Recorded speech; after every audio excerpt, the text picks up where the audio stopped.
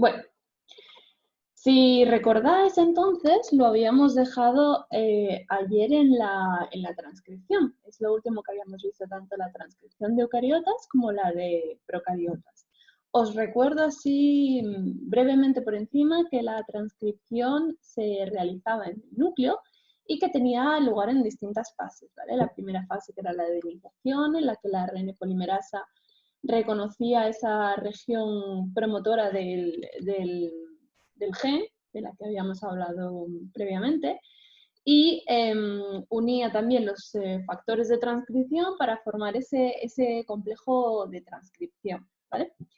La siguiente fase es la fase de elongación o de alargamiento, que comenzaba una síntesis en dirección 5'3', es decir, el ARN que sintetiza va en dirección 5'3', de manera que el aminoácido más antiguo que se introduce en el ARN es el 5'.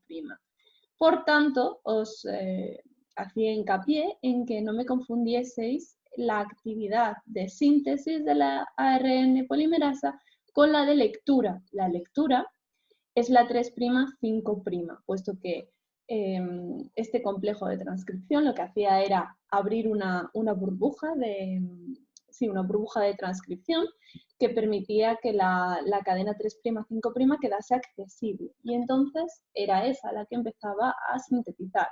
Y como lo que se hace es formar un ARN que es complementario a la cadena que estamos leyendo, es que la síntesis crece en dirección 5'3'. Aquí, si te das cuenta, la región AUG va a estar aquí, porque el promotor procedía de esta parte, venía de esta parte, de que esté leyendo en 3', 5'. Entonces, el AUG, que va a estar en este lado, tendrá que quedar en la parte 5' del ARN mensajero, no en la 3'.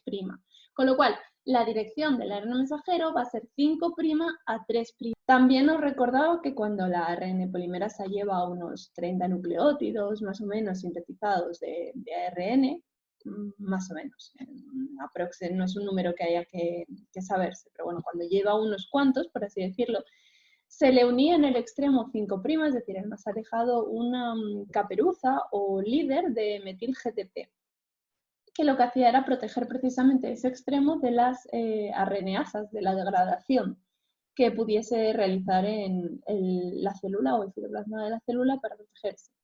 Entonces, para proteger el ARN y que pudiese luego salir del núcleo a través del poro, se protegen los extremos. Como os digo, en el 5', una caperuza o líder.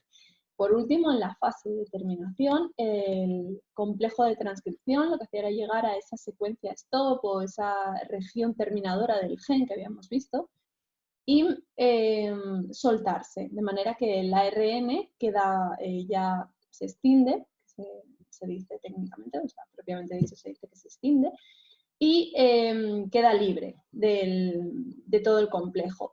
En ese momento, entonces, lo que ocurre es que la polimerasa le añade una cola poli-A, es decir, un montón de nucleótidos de adenina en su extremo 3' en este caso, para proteger ambos lados, de manera que por un lado tenemos la caperuza y por el otro tendremos esta cola. Y este ARN también os decía que estará compuesto por regiones que sí que van a codificar información y regiones que no van a codificar información, debido a que el ADN de los eucariotas tiene intrones y exones. Exones serán la región codificante e intrones la región que no codifica. De manera que este ARN precursor va a tener que sufrir un proceso posterior de maduración, que es este que veis aquí, en el cual una ARN ligasa y un complejo sistema de enzimas, de enzimas, cortan los intrones y luego la ARN ligasa une los exones, o la información que procede de los exones más bien, formando lo que va a ser el ARN final, el ARN ya maduro, en un proceso que llamamos proceso de splicing o maduración, ¿vale? Son los dos nombres de este ARN. Por último, también os comentaba ayer que en procariotas había ciertas diferencias respecto a este proceso que os estoy contando. Lógicamente, la primera diferencia es que todo esto va a ocurrir en el citoplasma, ya que las procariotas no tienen núcleo y el cromosoma central está libre en el citoplasma. La siguiente diferencia es que, bueno, mientras que en eucariotas hay 3 ARN polimerasas, cada una se encarga de la síntesis del ARN de uno de los tipos de ARN, es decir, del ribosomal, del transcripción, etc. El transferente, perdón. Los procariotas solo tienen una ARN polimerasa, que lo hace todo, se encarga de absolutamente todo. Además, bueno, esta ARN polimerasa procariota no necesita factores de transcripción, es capaz ella sola de realizar toda la síntesis de lo que va a ser el ARN, no necesita coadyuvantes, por así decirlo. Además, si recordáis, os había comentado que el ARN de los procariotas es policistrónico, es decir, que contiene información para diversas proteínas, de manera que, bueno, un mismo ARN puede codificar distintas proteínas a la vez, según la pauta de lectura. Vale, estoy poniendo una pregunta que no sé si vosotros veis en pantalla, en la que me preguntan que si un ARN mensajero tiene que empezar por AUG siempre. Bueno, si recuerdas, os había comentado cuando vimos la estructura del gen, os había comentado que la parte codificadora siempre va a empezar por esta tripleta, que es ATG. De manera que la ARN polimerasa se va a unir en la región promotora, va a deslizarse hasta que encuentra este triplete y ahí es donde va a empezar a sintetizar el ARN mensajero. Entonces, como es la señal de inicio de la síntesis, es decir, es la bandera que le dice a la ARN polimerasa, de aquí en adelante, esto es lo que va a codificar la futura proteína, siempre un ARN mensajero va a empezar por este codón, ¿vale? Por AUG. Es necesario que forme parte de la proteína. Pero sí que el ARN siempre va a empezar por AUG precisamente por cómo se organiza. Como os decía, otras características es que el ARN de los procariotas es policistrónico, lo que quiere decir que bueno, el mismo ARN mensajero va a contener información para diversas proteínas. Por otro lado, este ARN mensajero que se formaba en los procariotas, también os recuerdo que no experimentaba fase de maduración, debido a que el código genético de los procariotas no posee ni intrones ni exones. Por lo tanto, no hay que hacer ningún proceso de splicing, no hay que eliminar esas regiones no codificantes. Todo el ARN va a ser codificante. Todo es ya útil directamente para la proteína. ¿Vale? Entonces, lo siguiente que vamos a ver es el proceso de traducción de ese ARN mensajero maduro que hemos generado dentro del núcleo, en el caso de los eucariotas, o en el citoplasma, en el caso de los procariotas, como os digo. Vamos a ver la traducción, que es el proceso de síntesis de una proteína a partir de ese ARN. Entonces, una de las cosas que tenéis que tener claras y que os enlaza directamente con los conocimientos de bioquímica es que el ARN mensajero tiene estructura primaria y esta estructura es complementaria a el ADN, a la cadena de ADN que estábamos generando. Es por esa razón precisamente que se sintetiza en dirección 5', 3'. Esto va a ser importante de cara sobre todo a los problemas de genética molecular que podáis tener. Cuando os manden una secuencia a decir qué proteína se forma, tenéis que daros cuenta qué cadena se lee, dónde está el promotor, si es que el problema os lo sugiere, y hacia qué lado debería leer la ARN polimerasa. Y por tanto, en qué dirección se deben de hacer las cosas. Aunque bueno, esto, como os digo, en la parte de problemas lo veremos. Como os digo, entonces la traducción no es más que la síntesis de una proteína a partir del ARN mensajero. Y esto es posible gracias a que, bueno, Crick descubrió que los aminoácidos de las proteínas están precisamente codificados por estas secuencias del ARN mensajero, ¿no? De 3 bases de nucleótidos. Y Severo Ochoa, que era asturiano, fue el que generó esta tabla que se conoce como el código genético, ¿no? El código genético tiene una serie de características que lo hacen ser tan importante. En primer lugar, es universal. Esto quiere decir que todos los seres vivos lo emplean. Esto, un triplete UUU del ARN mensajero siempre va a codificar lo mismo en casi todas las, en todas las especies, en casi todas las células, porque hay ciertas diferencias en mitocondrias, cloroplastos y algunas bacterias. Pero bueno, son tan mínimas y tan raras que no se mencionan prácticamente. Por eso se dice que el código genético es universal o cuasi universal, dependiendo de dónde lo veáis. Pero bueno, digamos que en generalidad esa es la idea. Además, el código genético es no solapado porque una base de estos tripletes nunca va a pertenecer a dos codones a la vez. Es decir, el ARN se va a leer de tal manera que cada 3 nucleótidos van a dar un aminoácido y nunca vamos a tener que leer 2 y ese tercero considerarlo del siguiente aminoácido. Siempre que empecemos a leer un ARN mensajero, se van a leer de 3 en 3. Por eso es no solapado. Otra de las cosas es que, bueno, la lectura se realiza sin espacios. Desde el primer codón de iniciación, que es este AUG del ARN, hasta el primer codón de stop que encontremos. No hay espacios, no hay nucleótidos que no se vayan a considerar en la síntesis, no hay nada, porque como os digo, el ARN ya viene maduro, es maduro. Tanto si se ha producido directamente ya maduro, como ocurre en los procariotas, como si ha tenido que sufrir un proceso de splicing que lo madure. Ya todos los nucleótidos que contiene son formadores de proteína. Otra de las cosas importantes es que, bueno, el código genético es degenerado o redundante, que se dice. Ambas, podéis encontrarlo de ambas maneras, redundante o degenerado. ¿Por qué? Bueno, como sabéis, existen 4 bases nitrogenadas en el ARN, 4 en el ADN, 3 de ellas se comparten. El uracilo solo está presente en el ARN y la timina solo en el ADN. Pero bueno, si nos centramos en el ARN, que es lo que nos compete ahora, tenemos 4 bases nitrogenadas diferentes.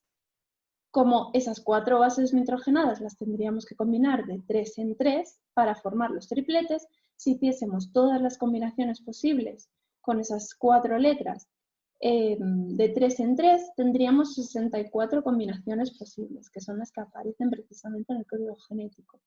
Pero, si recordáis también de la parte de bioquímica, hemos visto que tan solo existen 20 aminoácidos esenciales que formen las proteínas. Por tanto, varios tripletes tienen que codificar a la fuerza para el mismo aminoácido, como es el caso, por ejemplo, de la leucina aquí o aquí, ¿vale? Todas estas codifican leucina, si os dais cuenta, son 6. 6 tripletes codifican el mismo aminoácido. Eso quiere decir que es degenerado. Pero, sin embargo, no es ambiguo. Esto lo que quiere decir es que cada codón corresponde a un aminoácido, a uno solo. No hay otro triplete u otro codón UUU. Si yo encuentro en el ARN mensajero UUU, siempre va a ser este aminoácido, nunca va a ser este. ¿Vale? Bien.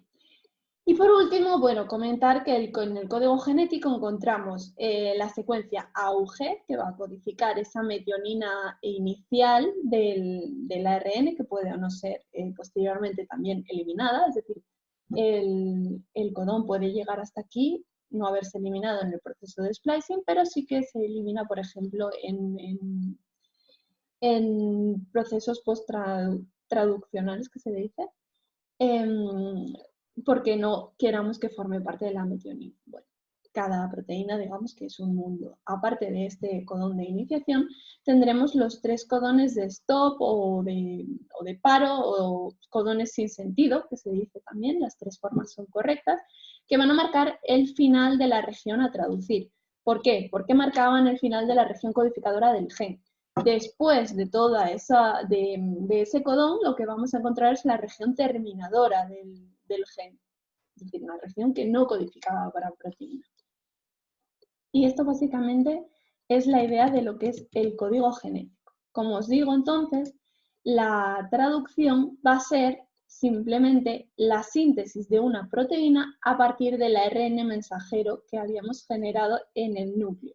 Pero este ARN mensajero se ha generado en la parte del nucleoplasma y donde va a ocurrir la traducción es la parte del hialoplasma o citoplasma. Es decir, el ARN protegido por la cabeza y la cola tendrá que salir del nucleoplasma con un proceso que no se estudia en este nivel, los que continúen por biología lo estudiarán, sale del nucleoplasma a través de esos poros, esas nucleoporinas de 8 subunidades que habíamos estudiado, y se queda en el citoplasma donde va a ocurrir la traducción. Este proceso de traducción también va a ocurrir en distintas fases, como ocurría con la transcripción. La primera es una activación del aminoácido. Vamos a ver. Como os digo, lo primero en la traducción, ¿vale? Lo primero que va a ocurrir es la activación del ARN transferente. Eso es independiente a lo que va a ocurrir cuando llega el ARN mensajero. Como os decía, el ARN transferente tiene esta pinta.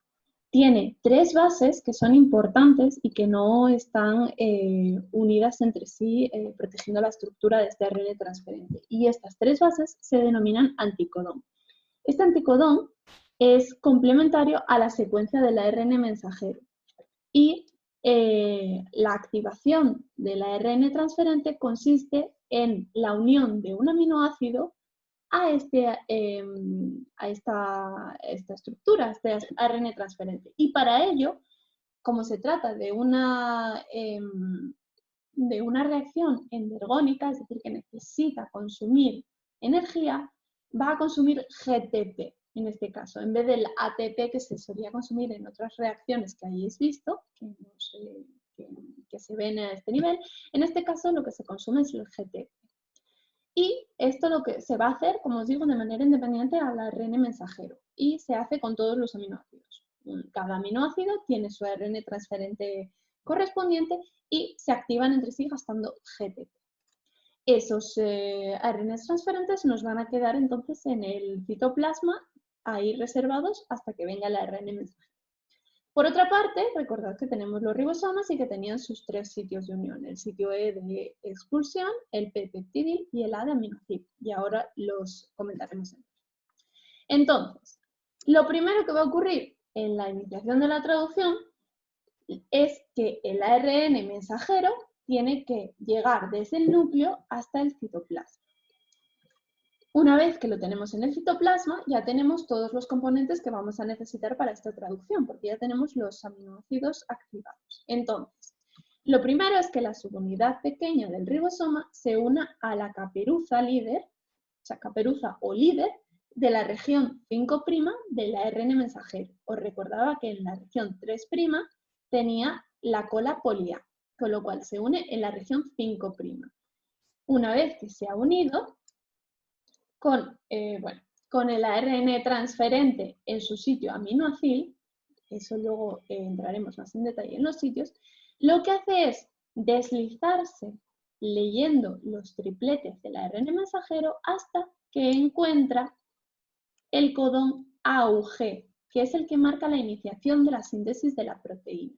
Y es el que tiene que ser complementario al anticodón que sintetiza, que tiene activado el aminoácido metionina, porque ese va a ser el primer aminoácido de nuestra proteína futura. Como os digo, una vez que la subunidad pequeña y el ARN transferente han reconocido ese codón AUG, lo que ocurre es que se une la subunidad grande, y aquí por eso os digo que es cuando vemos ya los sitios, los sitios aparecen y la subunidad grande se desliza hasta que el ARN transferente quede colocado en el sitio peptidil. Es decir, entra por aquí, entraría como si el transferente estuviese en el sitio aminoácido y se desplazaría hasta que se coloca en el sitio peptídico. Y todo ya el ribosoma junto al ARN primero transferente que va a codificar esa metionina, que será el primer aminoácido de nuestra futura proteína, es lo que se conoce como el complejo de iniciación. Entonces, la siguiente fase es la fase de elongación de la proteína que estamos formando. Se va a realizar, lógicamente, de 5' a 3', porque el ARN, como os acabo de decir, es una cadena, es monocatenario, solo tiene una cadena. Y esa cadena va a tener que ir de 5' a 3', porque el auge está en la región 5', que correspondía a la región de 3' del gen. Entonces, como os digo también, tendremos el primer ARN transferente unido a su metionina en el sitio peptidil del ribosoma.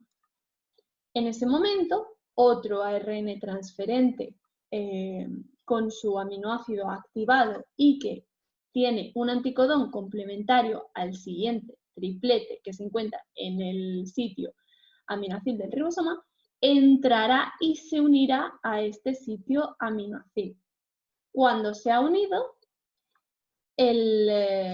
lo que se hace es que se cataliza el enlace peptídico entre la metionina del ARN transferente del sitio peptidil y el aminoácido que tenga ese nuevo ARN transferente, de manera que salta el aminoácido hacia el nuevo ARN transferente. Esto es porque si en vez de hacerse de esta manera, se hiciese al revés, es decir, fuese este nuevo el que se uniese al primero que habíamos metido, llegaría el momento en el que la proteína podría ser tan grande que el sitio de unión se perdería. Entonces, al saltar el aminoácido, lo perderíamos por el citoplasma. De esta manera, ya puede ser esta cadena todo lo larga que quiera aquí y formar las estructuras que le dé la gana, que la reacción siempre tiene que hacer esto.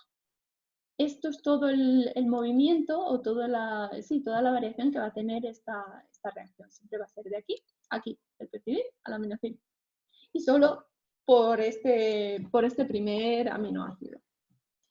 Otra de las cosas entonces que os tenía que comentar es el paso en el que se extiende este ARN transferente que ya no nos sirve para nada.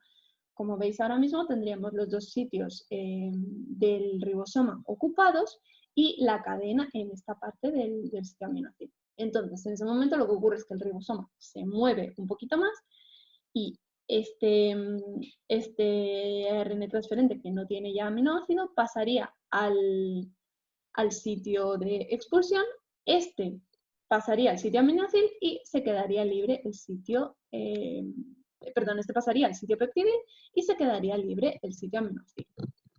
Continuamos entonces. Como os digo, entonces nos quedará el ARN ribosomal con el ARN transferente con sus dos aminoácidos en la región peptidil y de nuevo la región aminoácil libre, para que el proceso vuelva a ocurrir simplemente. Es decir, en esta región aminoácil entrará otro ARN transferente con el aminoácido que corresponda, se catalizará el enlace peptídico, que en este caso aquí tendrá 3 aminoácidos, es decir, será metionina el más externo, prolina y aquí habrá otro X, el que sea, pues histidina o el que sea, ¿vale? Se volverá a mover el ribosoma, este ARN transferente volverá a quedar en la región peptidil, la región aminoácil quedará otra vez libre. Entonces, todo esto va a ocurrir hasta que se encuentre uno de los codones de stop, uno de esos codones sin sentido que os decía que codifica el código genético, de esos 3 codones de stop que podemos tener. En ese momento, cuando la subunidad del ribosoma llegue a ese codón, lo que va a ocurrir es que se va a liberar la proteína y se va a disociar el ribosoma. Bueno, en realidad se disocia el ribosoma y se libera la proteína, que queda ya libre en el citoplasma, ¿vale? Una de las cosas importantes que también se puede preguntar es que, si recordáis también de la parte de bioquímica, Las proteínas no son solo lineales, tienen lo que se llaman estructuras secundarias y terciarias, ¿no? Entonces, esta estructura, la proteína la irá formando, la irá tomando a medida que se va sintetizando. Por eso os decía que esta cadena puede llegar a estar todo lo retorcida que quiera mientras ella vaya tomando sus estructuras. Por eso es que se añaden por esta zona, porque es la que quedará pegada al ribosoma.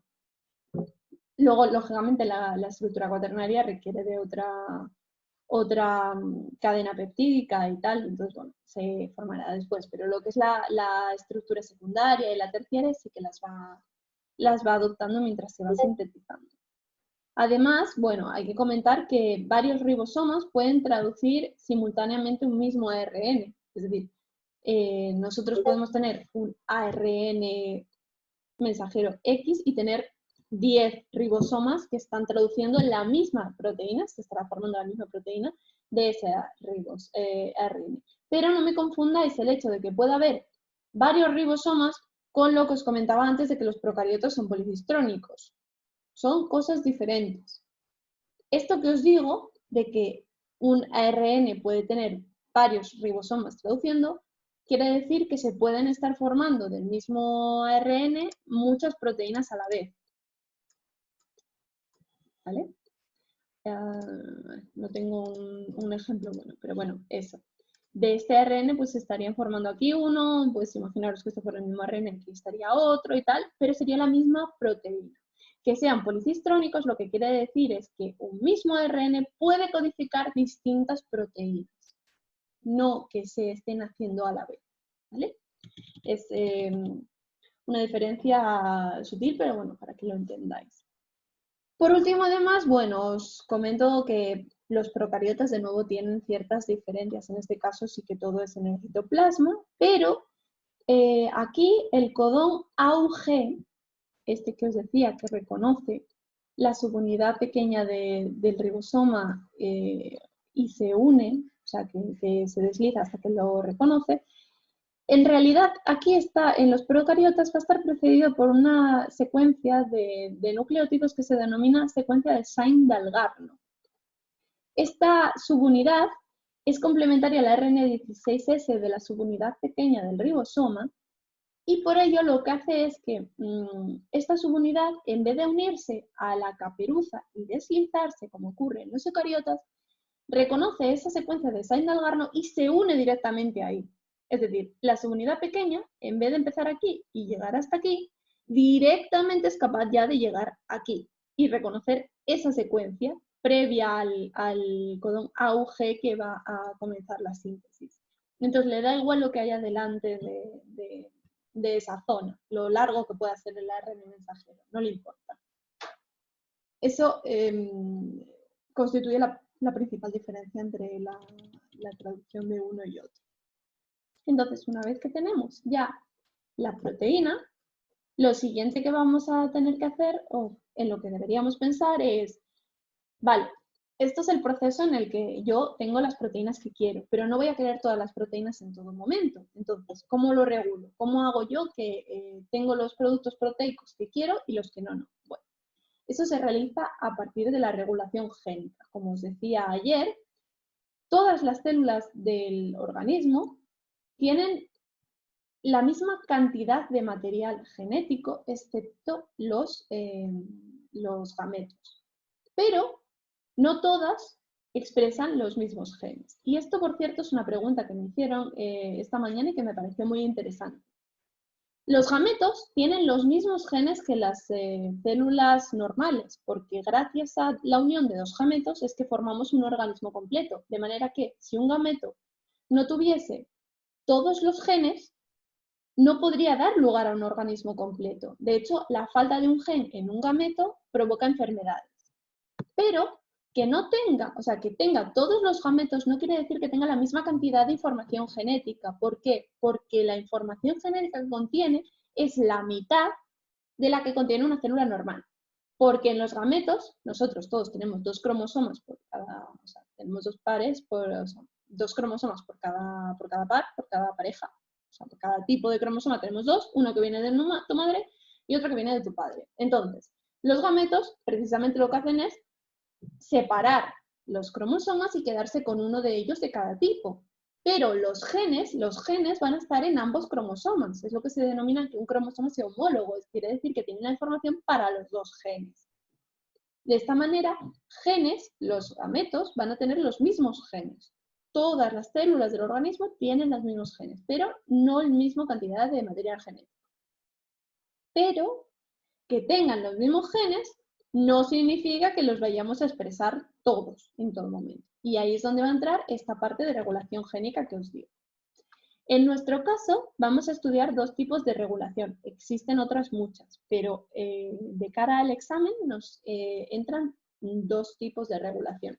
Y esta regulación va a ser a través de operones. Los operones son uniones, por así decirlo, uniones o regulaciones complejas de genes en concreto, a través de su sustrato o su producto. Bueno, vamos a empezar por el operón LAC para que lo entendáis mejor. Bueno, la beta-galactosidasa es una enzima que puede romper el enlace O-glicosídico que tiene la galactosa con la glucosa, ¿vale? En la lactosa. La lactosa está formada por galactosas y glucosas, si recordáis de la parte de bioquímica, y están unidas por un enlace O-glicosídico. Pero lo que a la célula le interesa en realidad es obtener las moléculas por separado, porque es lo que va a poder metabolizar en la parte de la glucólisis. Entonces, lo que va a tener que hacer es metabolizar esa lactosa. Para ello, va a tener una serie de enzimas que le van a permitir realizar esos cortes. Pero a la célula no le va a interesar estar constantemente sintetizando o teniendo esos enzimas activos, porque podrían entrar en otras rutas y realizar esa misma rotura de enlaces O-glicosídicos en una situación que no interese. Es decir, causar algún perjuicio. Y además sería un gasto de energía absurdo el estar sintetizando enzimas que no necesita. Entonces, para no hacer esos procesos innecesariamente, cuenta con el operón lactosa. Cuando no hay lactosa en el medio, la bacteria no va a sintetizar el enzima. Es decir, ese gen no se va a estar expresando. Sin embargo, cuando aparece la lactosa en el medio, la célula la incluye a su citoplasma y empieza a sintetizar esa beta-galactosidasa. Y además de esta beta-galactosidasa, sintetiza una permeasa que va a facilitar la absorción de más lactosa, una transacetilasa que le ayudará a metabolizar. De manera que el operón LAC, que es este que estamos viendo, estará formado por el conjunto de los tres genes que van a sintetizar estos tres compuestos que os he dicho: la beta-galactosidasa, la permeasa y la transacetilasa. Cuando no hay lactosa, el gen regulador, el promotor, va a hacer que se pueda traducir, o sea, que se pueda sintetizar una proteína que va a ser inhibidora de la síntesis de las proteínas que codifican esos tres genes. Es decir, va a haber como un cuarto gen que cuando no hay lactosa no está inhibido, está funcionando. Y ese gen va a sintetizar una proteína que va a estar inhibiendo los otros genes.